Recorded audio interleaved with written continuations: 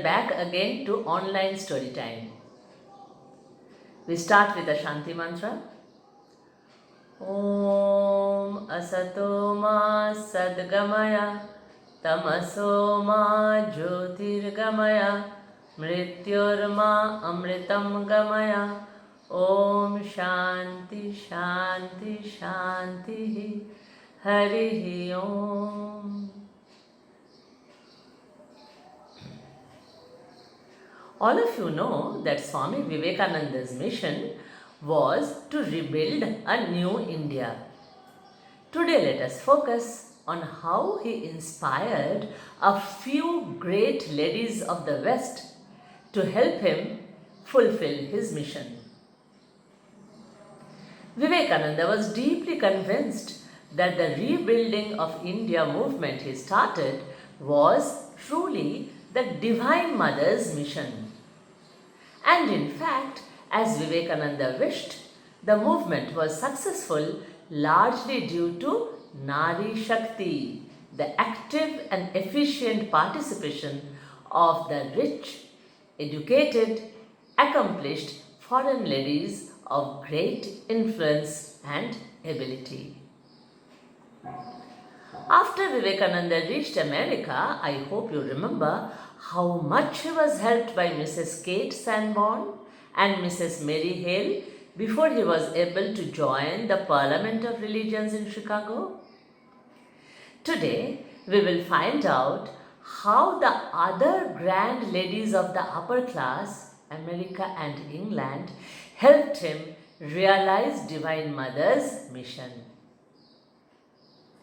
Vivekananda was deeply moved by the misery of the people of India under British rule. He believed that education was the cure for all evils troubling the Indian society, especially Indian women.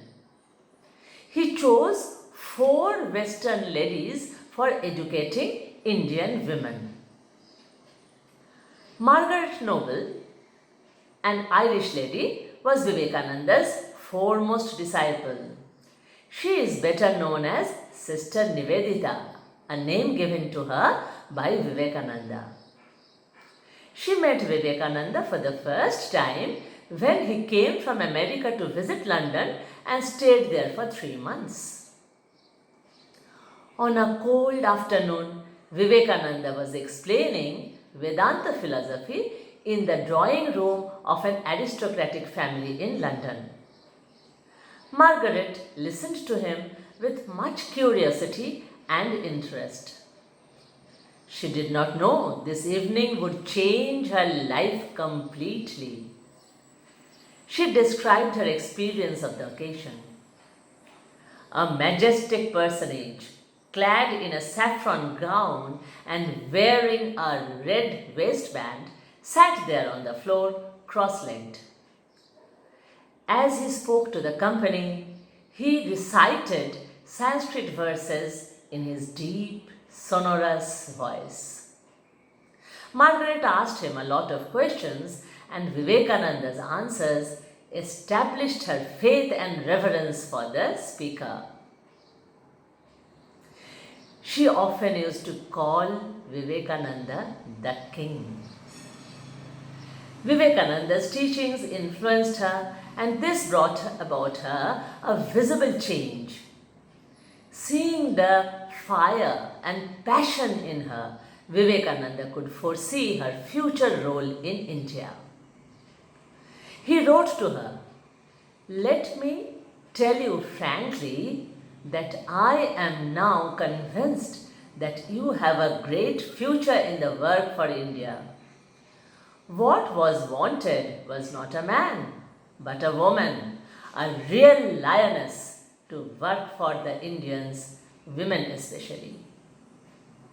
She was a lioness, yes. She was ready to serve his country. She wrote to Vivekananda to know his plan of work. Vivekananda replied immediately, explaining his ideal and invited her to India. Very soon after her arrival in 1898, Vivekananda taught her to perform the worship of Shiva.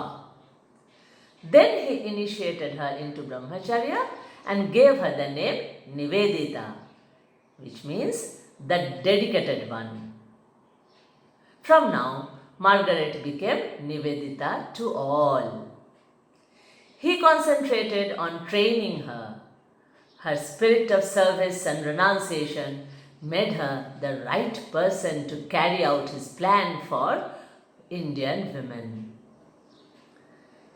Nivedita wholeheartedly accepted Vivekananda's strong opinion that awakening of the women was a must for the country. She wanted Indian women to have better education, keeping up their own ideas and practices. So, she opened a school for girls at her house on the auspicious day of Kali Puja. Holy Mother Sharada Devi came to inaugurate Nivedita's newly founded school.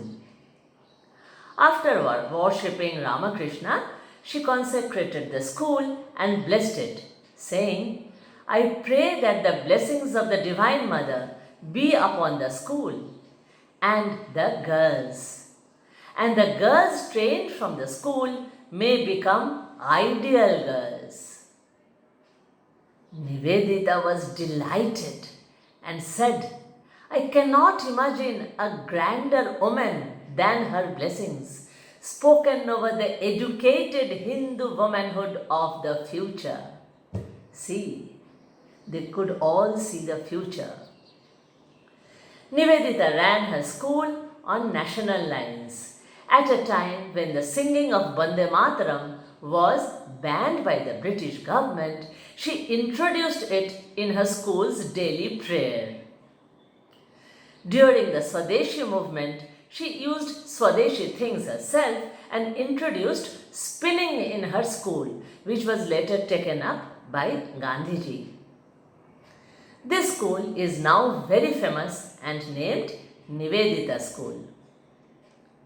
Nivedita was a great inspiration for social work as well.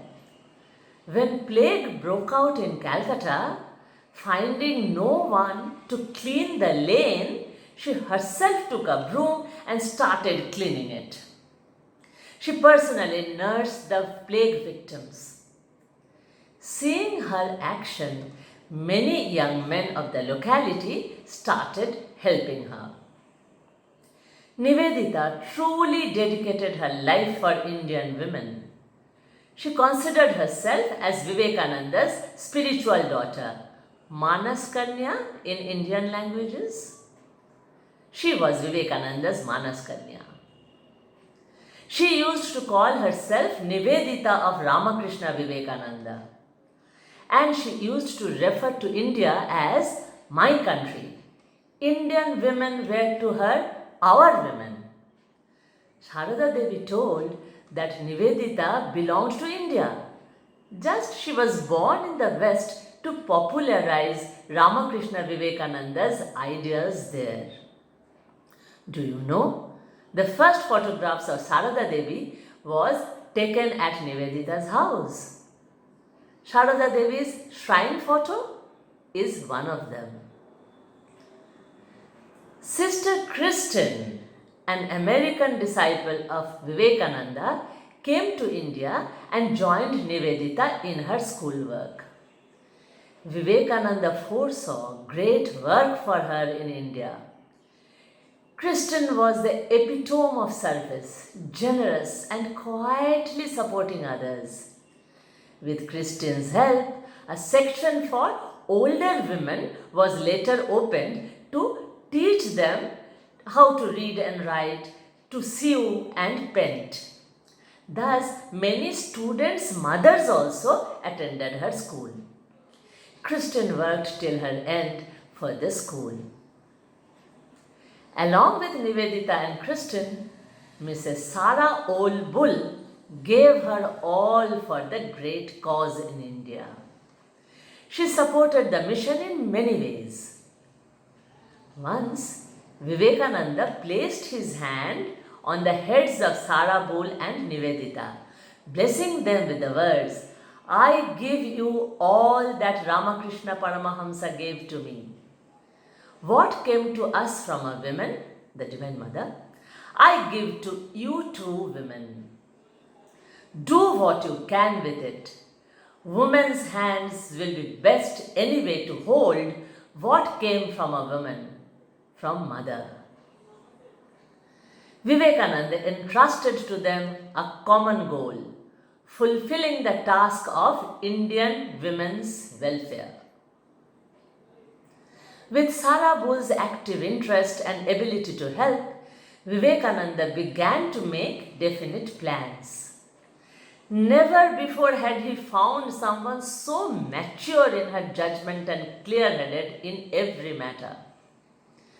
Giving the ochre cloth of a sannyasini to Sarabul, Vivekananda named her Dhira Mata, steady mother. She provided many useful teaching aids like maps, books, etc. for the school. Even the geometry boxes she donated.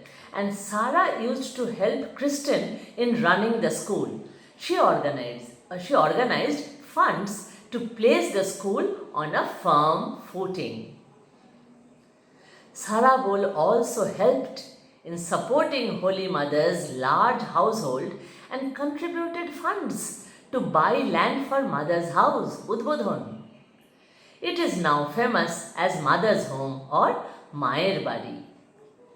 Sara also donated several $1,000s to found the Belur Mutt, the main monastery of the Ramakrishna Mutt and Mission. Vivekananda's American admirer, Josephine MacLeod or Jo, also helped the mission in many ways. She came to India to serve along with Sarabul.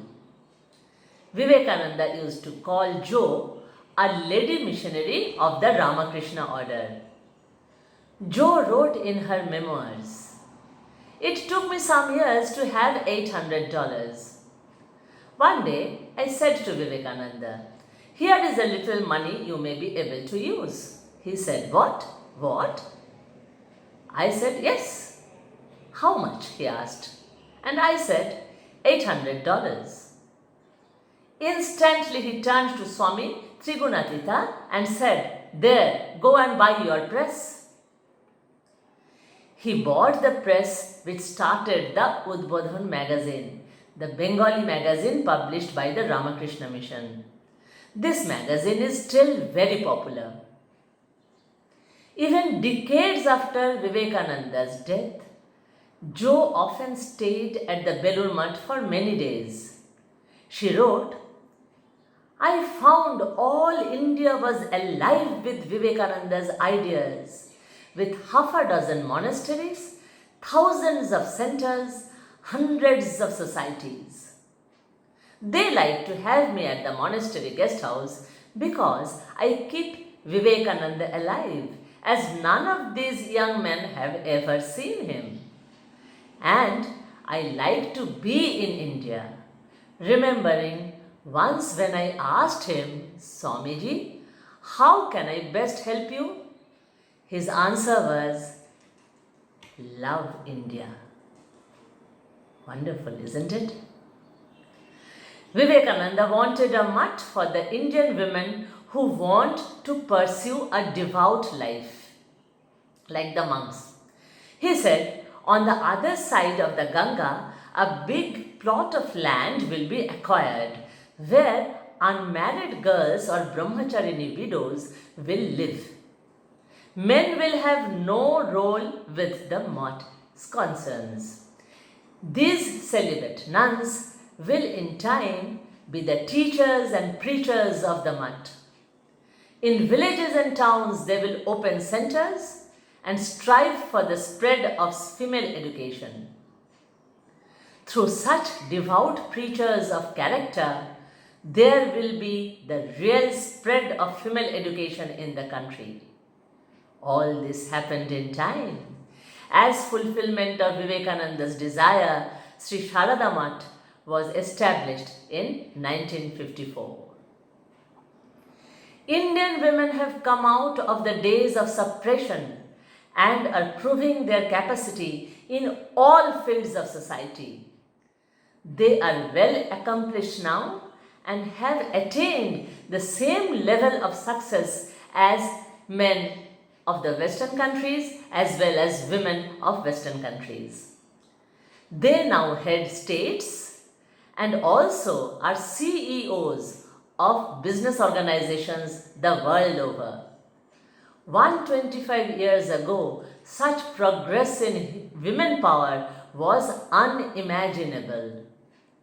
This proves the fulfillment of Divine Mother's mission, ably worked out by Vivekananda and the great women inspired by him. Concluding prayer time. Om Bhur Bhuvassuva Tatsaviturvarenyam Bhargo Devasya Dhimahi Dhiyo Yo Na Prachodayat. Om